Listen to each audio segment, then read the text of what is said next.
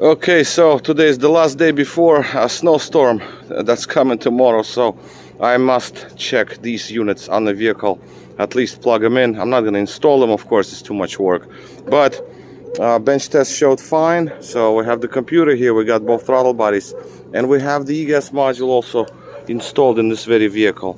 Now, yes, this is a 129 part number. This is from the SL 600, 600 SL rather.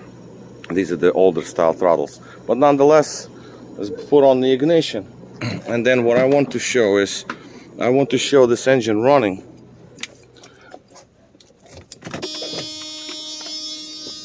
I want to show this engine running, and throttle being active. You hear one throttle here is on. Oh, look, they're learning.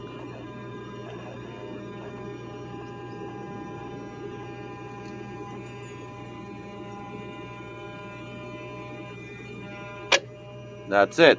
Okay, perfect, because I cleared codes from the module. So let's take a look let's take a look at codes. Come on, buddy. I know I lost communication. Yes, I got the memo. Seriously. Throw me a bone here. Now let's try to connect with something else. Trying to make this as one shot, one video.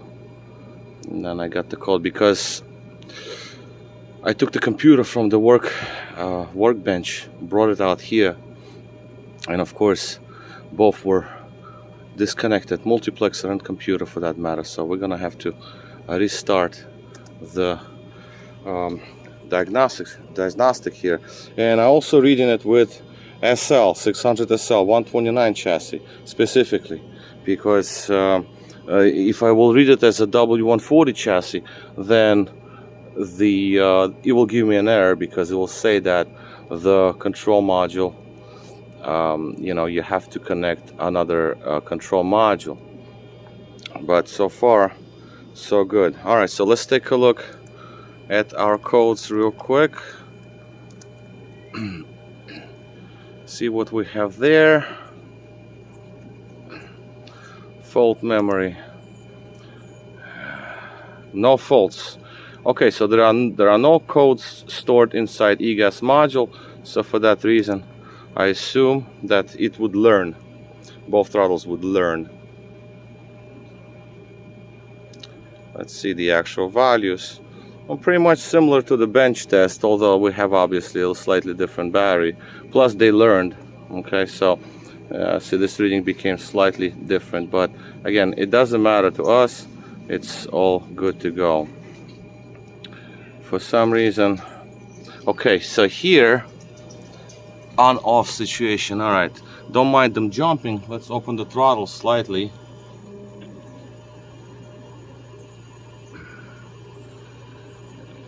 I guess I have to open them more, because these micro switches, they've always been acting weird on all of my tests. I guess you have to actually run the engine, I presume, because all these micro switches from one module to another, it's always weird. This is your neutral safety switch, communication, all present. So we're only good. We're all ready to be okay. Now the cruise control switch is off. There is this switch right here, but that you have to push the pedal inside the car. As a matter of fact, fine, I'll do it. Let's just record it just to see if it picks it up.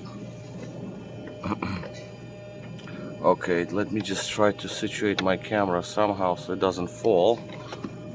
There is really nothing. I'm gonna press on the gas pedal inside the car just so we can see it. All right.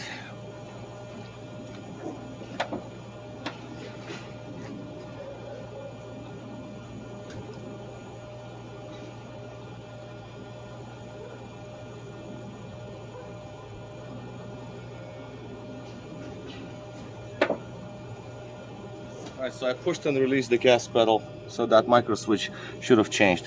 Okay, for the big test here now, we're going to start the motor, because right now, if we look at these throttles,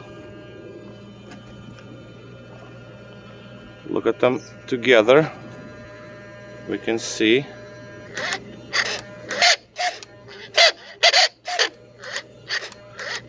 oh yeah, they work very nice.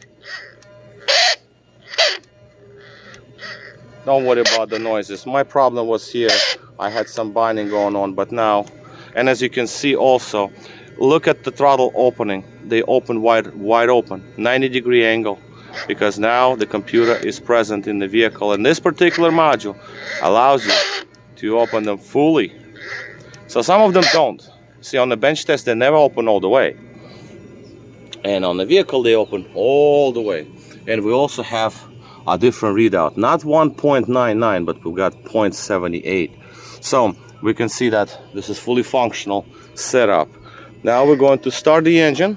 It's going to obviously run wrongly because we have no throttles, we have no throttle control, so whatever air will pull, it will let into the intake manifold. But the idea here is to have both of these units. Let me just put it here because the engine is gonna kind of shake a little bit because it's not gonna run properly. I don't want them to fall.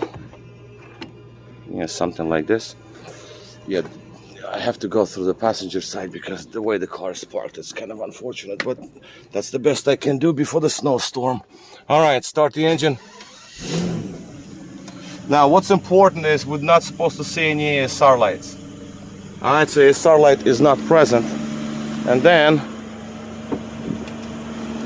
what we're going to see, we need to see our throttles to remain active. They probably will try to even adjust themselves a little bit because obviously we have, you know, idle speed situation going on here. So, but I want to show you that they do operate while engine is running. Very important test.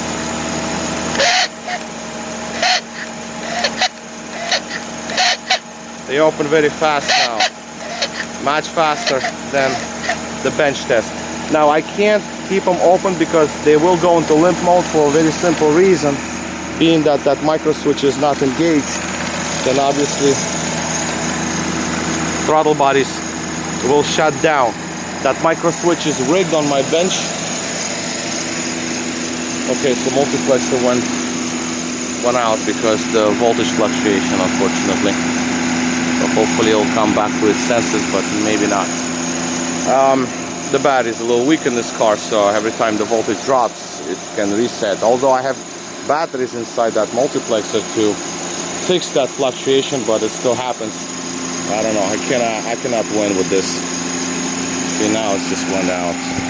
But I mean, it doesn't really matter to us. At this point, I don't care. Oh yeah, the readings came back. As you can see, it's trying to adjust. 4.62, 4.68. So these throttles, they're trying to either close or open, whatever the case is. Probably close because RPMs are too high. And these readings went down too, so they're probably closing at this point. Engine speed. Come on, please. 1200 RPMs, of course, way too high for the idle speed and cold start. Fuel safety shut off. Voltage should come up here because I also fixed the 6.29 from 2 to 11 it's supposed to be. Idle speed increases off, but well, no throttles on the intake manifold. What are you gonna do? Nothing you can do. Micro switches change their positioning. I don't think I can catch the micro switches operation.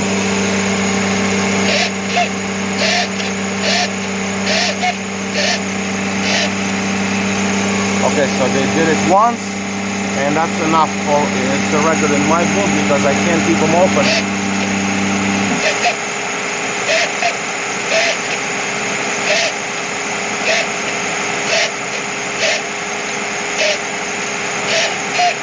Okay, so they're trying to. Okay, now the engine starts to run really badly because either it went into limp mode, which I don't think it did, Nope. It didn't go into limp mode. It's just the warm-up enrichment shut down. So, okay, well, I think we're in the clear here. Fault memory, let's take a look real quick if there are any. No faults stored after restart. Well, this is a record in my book. I can try to do cruise control. Yeah, let me try to do cruise control switch, because I also worked on the Egas module here, right? So I can check the basic operation now while it's in the vehicle. On the bench, I cannot. So cruise control activation. I'm gonna be moving the stalk up, down, left, right. I mean up, down, in and out, and then the readings should change.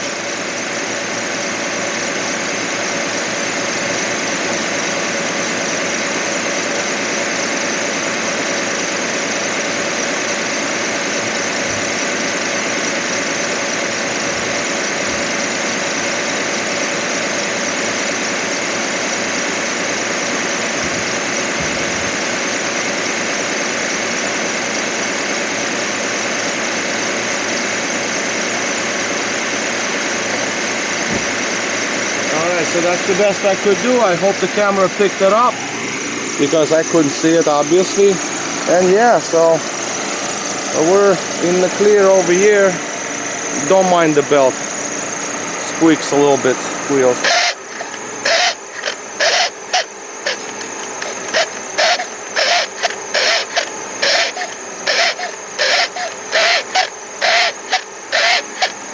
Yep. And again, these throttles do make those noises. Alright, let's just plug in mine back to this engine, because it's not running happily. Okay, I plugged in my throttles in this motor with the same Egas module. Start the engine up.